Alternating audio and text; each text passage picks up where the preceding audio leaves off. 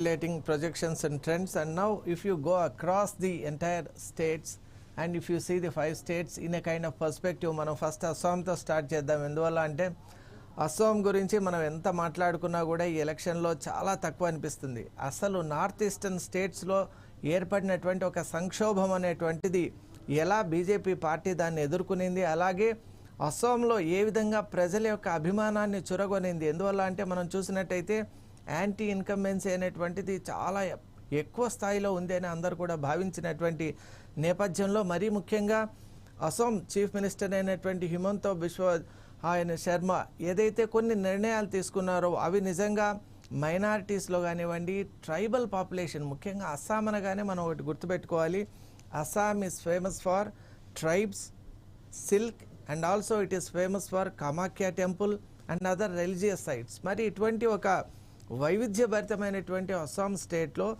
With its capital at Dispur, అంటే దిస్పూర్ అనేటువంటిది నిజంగా గౌహతి యొక్క సబర్బ్గా మనం పేర్కొనవచ్చు. కాబట్టి గౌహతిని ఒక పవర్ సెంటర్గా అస్సాంలో వెలుగొందుతున్నటువంటి నేపథ్యంలో అక్కడ ఉన్నటువంటి ట్రైబల్ పాపులేషన్ చాలా, మనం ఇక్కడ చూసినట్టయితే మనం ఇక్కడ తెలంగాణ స్టేట్లో సమ్మక్క సారలమ్మ యొక్క జాతర ఏ విధంగా జరుగుతుందో అలాగే అక్కడ ఉన్నటువంటి ఆదివాసీస్ కానివ్వండి, ట్రైబల్ పీపుల్కి ఏ విధంగా స్పెషల్ రికగ్నిషన్ అనేటువంటిది ఉందో సేమ్ టు సేమ్ మనం అస్సాంలో కూడా ఇటువంటి వాతావరణమే మనం చూడవచ్చు. గౌహతి కనుక మనం వెళ్ళినప్పుడు అక్కడ ఉన్నటువంటి మోడర్నిటీ, అర్బన్ నేచర్ అండ్ అక్కడ ఉన్నటువంటి ఒక డెవలప్మెంటల్ ఫేస్, దానికి ఎంటైర్లీ ఒక కాంట్రాస్ట్ మనం చూస్తాం. ఎందువల్ల అంటే అక్కడ Assam is famous for wild life కూడా, మరి అటువంటి వైల్డ్ లైఫ్ సెంటర్స్ కానివ్వండి, న్యాచురలైజ్డ్ వైల్డ్ లైఫ్ సెంటర్స్, అలాగే మనం చూసినట్టయితే Assam is famous for variety of flora and fauna.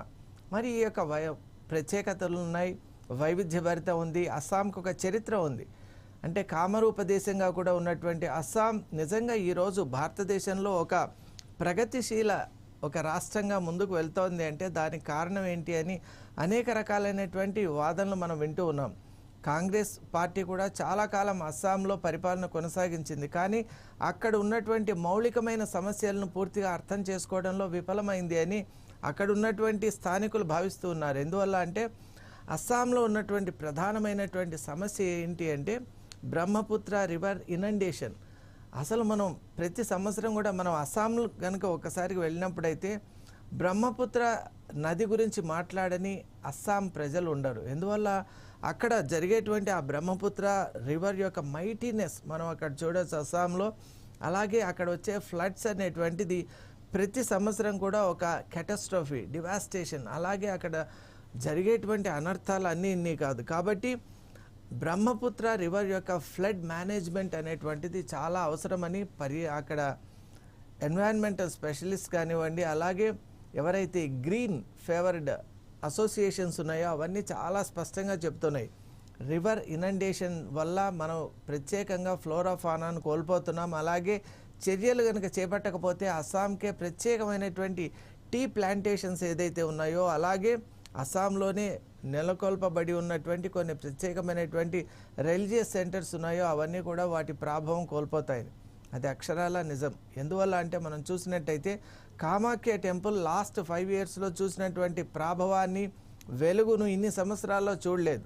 Considered as one of the Shaktipeethams, మనకున్నటువంటి అష్టాదశ శక్తిపీఠాల్లో ఒకటిగా ఉన్న కామాఖ్య శక్తిపీఠం కూడా చాలా ప్రాభవం, అలాగే చాలా శక్తివంతమైనటువంటి ప్రాంతంగా శాక్తేయులు అక్కడ పూజలు, ఆరాధన విధానాలు అనేక సంవత్సరాలుగా కొనసాగిస్తూ ఉన్నారు. 52 శక్తిపీఠాల్లో అది కూడా ఒకటి. కాబట్టి అటువంటి శక్తిపీఠం చాలా నెగ్లెక్ట్కి గురి అయింది. అలాగే మనం చూసినట్టయితే అక్కడ అనేక రకాలైనటువంటి అవాంఛనీయమైనటువంటి సంఘటనలు కూడా మనం చూసాం. ప్రభుత్వాలు గమనిస్తున్నా కూడా మార్పు తేకుండా ఈ విధంగా పట్టించుకొని ఒక ఒరవడిని కూడా అస్సాం ప్రజలు గమనిస్తూ ఉన్నారు. మరీ ముఖ్యంగా అస్సాం ప్రజలు ఎదుర్కొంటూ ఉన్నటువంటి అతిపెద్ద సమస్య అన్ఎంప్లాయ్మెంట్. అస్సాం యూత్ను మనం గనక ఒక్కసారి వారితో గనక మనం మాట్లాడినప్పుడు వారి ఆవేదన, వారి మనసులో ఉన్నటువంటి స్పందన మనం విన్నట్టయితే అస్సాం యూత్కు ఒక డైరెక్షన్ అనేటువంటిది లేదండి. అసలు వాళ్ళ యొక్క స్కిల్స్ని కానీ వాటిని డెవలప్ చేసుకోవడానికి కానీ ఆ తర్వాత వాటిని ఇంప్లిమెంట్ చేయడానికి, ఎగ్జిక్యూట్ చేయడానికి కావాల్సినటువంటి ప్లాట్ఫామ్స్ లేవు. కాబట్టి ఖచ్చితంగా Assam is looking for a leadership which can take care of the youth of Assam. మరి యూత్ ఫోకస్ అనేటువంటిది అస్సాంలో చాలా ముఖ్యం. అలాగే మనం చూసాం బ్రహ్మపుత్ర రివర్ తర్వాత యూత్, దాని తర్వాత అన్నిటికంటే ముఖ్యమైనటువంటిది అక్కడ ఉన్నటువంటి పోలీగామీ అనేటువంటి ఒక ఆచారం. అస్సాంలో ఏమైపోయిందంటే అసలు ప్రభుత్వాలు నిర్లక్ష్యంగా ఉండటం వల్ల మల్టిపుల్ మ్యారేజెస్ అనేటువంటిది ఒక రకంగా ఒక పద్ధతిగా వచ్చేస్తోంది.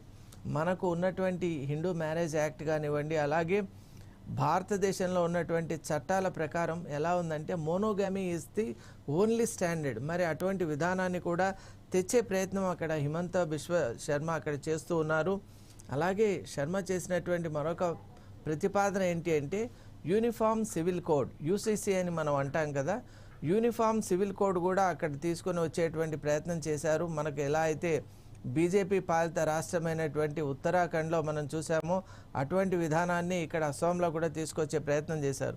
మరి ఇవన్నిటి యొక్క సంఘటితమైనటువంటి ఒక వాతావరణం అస్సాంలో ఈరోజు మనం చూసినట్టయితే ఇన్ఫిల్ట్రేషన్ అనేటువంటిది, అంటే చొరబాటు. అసలు అస్సాంలో ఉన్నటువంటి స్థానికులు ఎవరు, అస్సాంలో ఉన్నటువంటి నిజంగా అస్సామీస్ కోర్ పీపుల్ ఎవరు అనేటువంటి ఒక రిజిస్టర్ కూడా లేనటువంటి నేపథ్యంలో ఎన్ఆర్సీ అనేటువంటిది కూడా ప్రవేశపెట్టాలి, నేషనల్ రిజిస్టర్ ఆఫ్ సిటిజన్స్. నిజంగా చాలామంది మైనారిటీస్ దాన్ని వ్యతిరేకించారు. ఎందువల్ల అంటే వాళ్ళలో చాలామంది రోహింగ్యాస్ కావచ్చు, అలాగే ఎవరైతే ఈ బార్డర్ ఏరియాస్ నుంచి వచ్చి ఫేక్ ఆధార్ అలాగే ఐడెంటిటీతో ఉన్నటువంటి యాంటీ సోషల్ ఎలిమెంట్స్ దీన్ని వ్యతిరేకించినా కూడా బీజేపీ ప్రభుత్వం చాలా కఠినమైనటువంటి ఒక వైఖరి వహించింది. అలాగే ఇన్ఫిల్ట్రేటర్స్ని అక్కడి నుంచి తొలగించారు. మనం ఈ మధ్యకాలంలో చూసాం అక్కడ ఈ మోనోగామీ విషయంలో కూడా పెద్ద చర్చ జరిగింది అస్సాంలో. అప్పుడు కూడా మనకు ఏదైతే షెడ్యూల్ 6 ఆఫ్ ది కాన్స్టిట్యూషన్ ప్రకారం ట్రైబల్స్కు వర్తించినటువంటి లాస్ విషయంలో కూడా బిశ్వశర్మ ప్రభుత్వం చాలా సానుకూలంగా వ్యవహరించడం, అలాగే ఈ మోనోగామీ ఈ పోలీగామీ ఏదైతే ఉందో అది ట్రైబల్స్కు వర్తించదు, monogamy is only for the civilians of Assam అని చాలా స్పష్టంగా చెప్పడం కూడా ఈ ఎన్నికల్లో వాళ్ళకి లాభించిందని మనం చెప్పుకోవచ్చు. అలాగే బీజేపీ ప్రభుత్వం తీసుకున్నటువంటి కొన్ని డైనమిక్ ఇనిషియేటివ్స్ ఏదైతే ఉన్నాయో దాని ద్వారా అస్సాంలో ఒక కొత్త ఒరవడి స్టార్ట్ అయింది. అలాగే కొన్ని అవాంతరాలు వచ్చాయి. ఇప్పుడు అక్కడ జూబెన్ అనేటువంటి ఒక సింగర్ అనుమానాస్పదమైనటువంటి మృతి విషయంలో కావచ్చు, అలాగే బీజేపీ ప్రభుత్వం చేసినటువంటి కొన్ని హామీలు నెరవేర్చడంలో సమయం తీసుకోవడం కానీ, ఇవన్నీ కూడా ప్రతికూల పక్షమైనటువంటి గోగోయ్ ఎవరైతే ఇప్పుడు అస్సాంలో మనం చూసినట్టయితే the fight is between the alliance, మనకు బీజేపీ పార్టీ అలాగే అస్సాం గణ పరిషత్ అనేటువంటిది చాలా కాలంగా అస్సాం ప్రజల యొక్క ఫండమెంటల్ రైట్స్ గురించి పోరాటం చేస్తుంది. కాబట్టి BJP is in alliance with Assam గణ పరిషత్. అలాగే అక్కడ ఉన్నటువంటి స్థానికంగా ఏదైతే ప్రజల మనోభావాలను అర్థం చేసుకున్నటువంటి స్థానిక పార్టీలతో కూడా కలిసి ఈరోజు మనం చూస్తున్నాం. It is right over our screen, 4 sides has given a wonderful screen showcasing the entire projections which are happening right at this moment. మరి అస్సాంలో చూసినట్టయితే 126 సీట్స్ ఉన్నాయి టోటల్గా. అలాగే ఇప్పుడు ఎన్డీఏ అలయన్స్ కనుక చూస్తే 98 seats have been registered in their favor. అంటే the trend is very clear.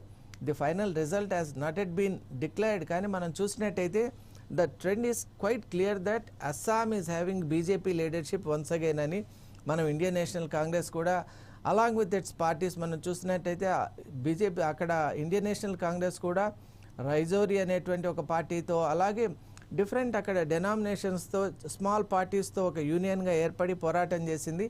And they could secure a kind of lead in 26 constituencies. మనం this is the lead we are speaking about. కాబట్టి ఇప్పుడు అస్సాంలో అయితే ఖచ్చితంగా మళ్ళీ బిశ్వశర్మ ప్రభుత్వం మళ్ళీ ఏర్పాటు అవ్వబోతుంది అనేటువంటి విషయంలో ఏమాత్రం కూడా సందేహం లేదు.